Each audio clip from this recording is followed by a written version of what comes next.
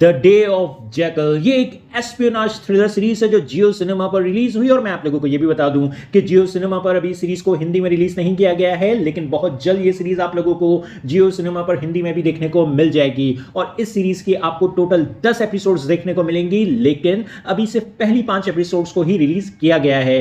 बाकी एपिसोड्स को एक एक कर हर वीक रिलीज किया जाया करेगा।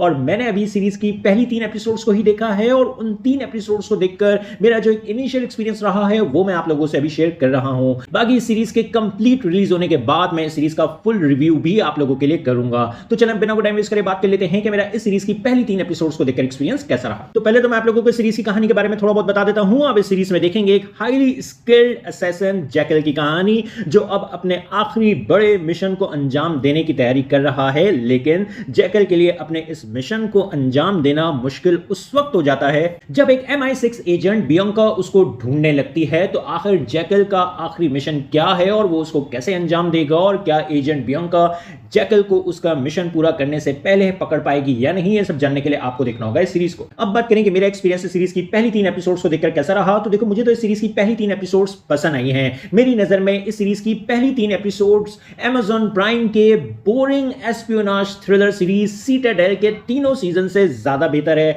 एटलीस्ट इस सीरीज की पहली 3 एपिसोड्स में ही आपको कहानी में एक अच्छा फोकस देखने को मिल जाएगा। कहानी में एक अर्जेंसी के एलिमेंट को बनाकर रखा गया है। एटलीस्ट कहानी कहीं आपको बोर फील नहीं कराती है। शुरू की 3 एपिसोड्स में आपको कुछ डिसेंटली इंटेंस और थ्रिलिंग मोमेंट्स भी देखने को मिल जाएंगे। शुरू की 3 एपिसोड्स में आपका कंटिन्यूअसली एक इंटरेस्ट कहानी में बना रहेगा, और उसकी मेन वजह सीरीज के दोनों मेन कैरेक्टर्स जैकल और बियंका दोनों ही स्मार्ट कैरेक्टर्स हैं, दोनों ही अपने काम में बेस्ट हैं। उनकी पर्सनैलिटी सीटाडेल के कैरेक्टर्स की तरह बोरिंग नहीं है। आप चाहेंगे दोनों कैरेक्टर्स के बारे में और जानना, खास तौर पर जैकल के कैरेक्टर के बारे में और जानना, जो कि एक अच्छी बात है। बाकी एक्शन में हमें अभी कुछ चेस सीक्वेंसेस और कुछ गन फाइट सीन्स देखने को मिले हैं, जो कि काफी अच्छे से पिक्चराइज किए गए हैं। बाकी एक्टर्स की जो परफॉर्मेंसेस हैं वो भी ओवरऑल अच्छी हैं। सीरीज का म्यूजिक और प्रोडक्शन वर्क भी अच्छा है। इन शॉर्ट, शुरू की 3 एपिसोड्स मेरे लिए एक फन टू वॉच एक्सपीरियंस साबित हुई हैं। और अगर आप लोगों को भी एस्पियोनाज थ्रिलर्स देखना पसंद आते हैं तो फिर आप भी इस सीरीज को अभी से देखना शुरू कर सकते हैं। उम्मीद करते हैं ये सीरीज हमें आगे भी जाकर डिसअपॉइंट